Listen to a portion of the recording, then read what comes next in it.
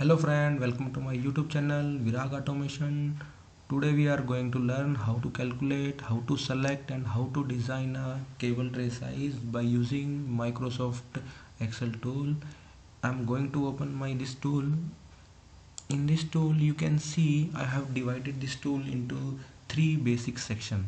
My first section is the input section. In this section I'm I'm putting my input values like cable route, cable tray size, and then cable tray length, cable size, and type of the cable, and number of cable is required, and overall dia of the cable, and the self weight of the cable. All these input values I am putting in input section only. In the calculation section I have another two sub part is there. One part is the calculation part is coming from the input section, and then second sub part is my whatever the calculation is coming from my standard type of cable tray. If both the calculation I am comparing, if the both are matching, then the result is coming okay, otherwise he is showing error. Okay, I'm starting from my input section. In this input section I have a two location, one is A and another is B. The cable is already routed from location A to B, and the total length of this route 50 meter.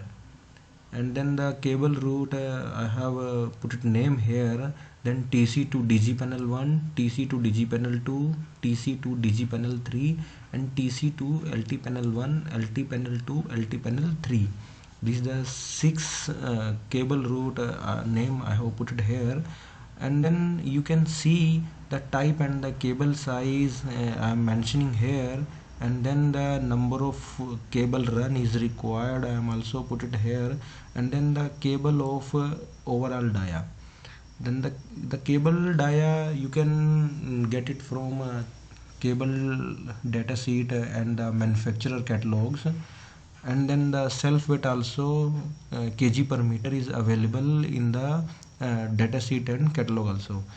Then I'm using number of cable is 2, that's why the overall dia, the sum of the overall dia is 119. In this table you can see the multiplication of the both this column number F and G is equal to H. And then the column number J is there.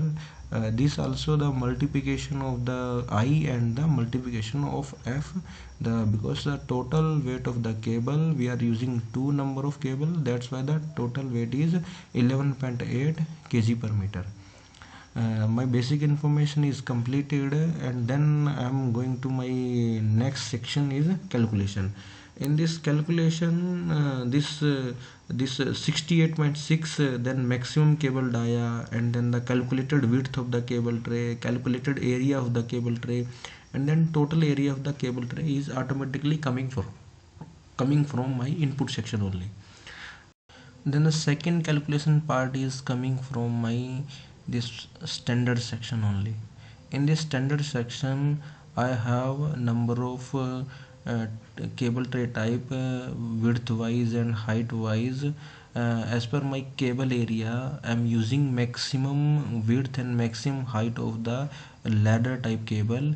I am putting the value 600 is the width and the 100 is the depth. It means height and depth the same is there. I am using this one. And the cable tray weight capacity per kg meter for this 610 is there is 120.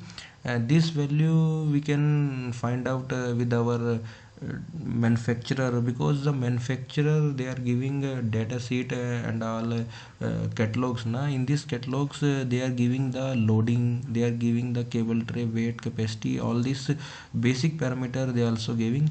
Ladder type cable I am using, so that's why I am giving a ladder type. And then number of layer of the cable in cable trays, I am using only one layer. You can choose a number of layers in the cable, number of layers of cable in cable tray. and then how many cable tray you are using. Here I'm using two cable tray. If I'm putting here one now, so you can see that the result the result are showing error because the input calculation and the standard calculation are not matching. Maybe my input calculation is higher than the standard calculation. That's why I have only one option, because I'm using maximum width and maximum height of the ladder type cable tray. I have a further no option to choose another type of width and height of the cable tray. That's why I have only single option to increase the value by 2. If I'm showing for the understanding purpose, if I'm choosing the cable tray width is less from 600, then you can see that the result is showing again error. That's why I'm choosing 600, and I have a second option is only to increase the number of cable tray, and that's why the cable tray number is 2 only. And here this 2 parameter also there, distance between each cable. I'm using 10 mm distance between each cable, because this cable continuously carrying a heavy current, and they are heating, they are produce more heating, they are producing more heat. That's why for the cooling purpose, the minimum distance of each cable should required for cooling of the cable only. And then my second option is the considering spare capacity of the cable tray.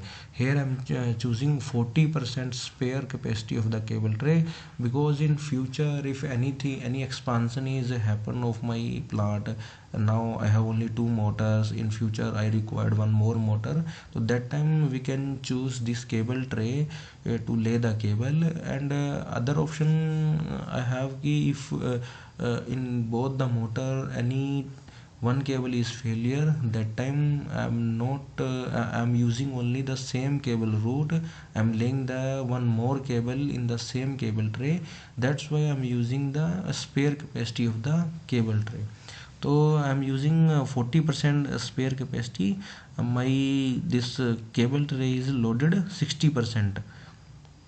Now as per my calculation, as per my input data, and as per the standard calculation, both are comparing, and the result is coming okay.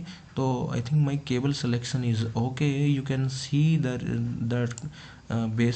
detail of the cable tray, and in this detail of the cable tray, required cable tray size is 600 into 100 mm, required number of cable tray is 2 nose, and the required cable tray weight is 120 kg per meter per tray.